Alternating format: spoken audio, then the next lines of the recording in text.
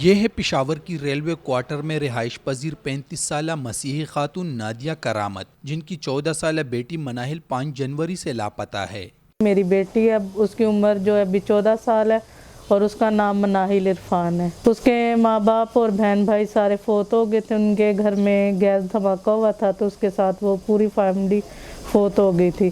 تو یہ میں نے عدالت کے تھرو گارڈین پہ یہ بچی 3 سال پہلے میں نے لی تھی۔ نادیہ کے مطابق 14 سالہ مناہل کو 21 سالہ عادل یعقوب ساتھ لے گیا اور زبردستی شادی کر لی۔ میں صبح 9 بجے جاتی ہوں اور رات کو 8 بجے گھر آتی ہوں۔ تو بس میں جیسے گھر آئی تو میری بیٹی گھر میں نہیں تھی۔ تو جب مجھے اپنے پڑوسیوں پہ شک ہوا تو میں نے ان سے بات کی۔ انہوں نے کہا کہ ہمارے بیٹے کے ساتھ ہے، آپ ہمیں 24 گھنٹے کا ٹائم دے دیں، ہم آپ کو لا کے آپ کی بیٹی آپ کے ہاتھ میں دیتے ہیں۔ تو 24 گھنٹے سے بھی 48 گھنٹے گزر گئے تو لڑکے کا بھائی کہتا ہے لڑکی نے تو نکاح کر لی ہے۔ میں نے کہا نکاح کس نے کیا ہے؟ اس کا بڑا بھائی کہتا ہے میں نے کروایا ہے۔ خواتین اور بچوں کے حقوق کے لیے کام کرنے والی پشاور ہائی کورٹ کی وکیل مہوش محب کاکاخیل نے مناہل کی بازیابی کے لیے پشاور ہائی کورٹ میں درخواست دائر کر دی ہے۔ اس میں ایک چیز تو یہ انوالو ہے کہ یہ بچی مائنر ہے، 14 ایئرز ایج ہے اس کی۔ دوسرا یہ کہ وہ ایک کرسچن کمیونٹی سے تعلق رکھتی ہے۔ تیسرا یہ کہ اس کو فورس کیا گیا ہے، سیڈیوس کیا گیا ہے کہ وہ یہ شادی کر لے، اس کو پریشرائز کیا گیا ہے۔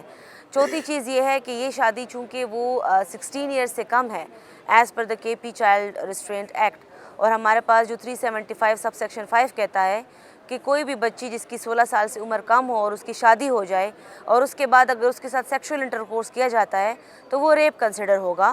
مہوش سمجھتی ہے کہ مناہل کو اغوا کے بعد زبردستی شادی کے لیے مجبور کیا گیا، جو نہ صرف غیر قانونی ہے بلکہ عیسائی مذہب کے خلاف بھی ہے۔ ایک چائلڈ میرج ہے، بچی 14 سال کی ہے، اس کی شادی نہیں ہو سکتی۔ دوسرا ہمارا گراؤنڈ یہ بھی ہے کہ جتنی بھی پاسٹرز ہیں خیبر پختونخوا کے، انہوں نے ایک ایگریمنٹ سائن کیا ہے کہ کوئی بھی شخص کی بات کی ہے، چاہے وہ لڑکا ہو یا لڑکی، اور وہ 18 سال سے کم ہو تو وہ اس کی شادی جو ہے وہ نہیں پڑھائیں گے، اس کی شادی نہیں کروائیں گے۔ فوجداری مقدمات کے ماہر وکیل سجاد احمد محسود کا ماننا ہے کہ جبری یا زبردستی شادی کی صورت میں تعزیراتی پاکستان کا سیکشن 365 لاگو ہوتا ہے، جس کے تحت سزا عمر قید ہے۔ 365 ایکچولی یہ کڈنیپنگ، ایبڈکٹنگ، انڈیوسنگ آ جاتا ہے، کسی کو کمپیل کر دیتا ہے کہ اس کی شادی جو ہے بن اس کی مرضی کی ہو جاتی ہے، بغیر رضا کے، تب یہ لاگو ہوتا ہے۔ یہ ایکچولی 365 پاکستان پینل کوڈ کی سیکشن آف لا ہے اور اس میں ساری ڈیٹیل لکھی گئی ہے، جس میں اس کی سزا جو ہے وہ فار لائف ہے۔ اور یہ تب بھی لگ سکتا ہے کہ اگر ایک لڑکی کی شادی کر دے ایک والد سے اور اس کی رضا نہ ہو، تب یہ والد پہ بھی لگ سکتا ہے، اس لڑکے پہ بھی لگ سکتا ہے، دونوں پہ۔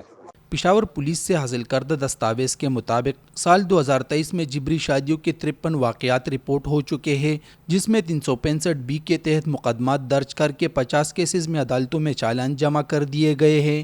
نادیہ کا بھی مطالبہ ہے کہ مناہل کی بازیابی کو یقینی بنا کر ملوث ملزمان کو سزا دی جائے۔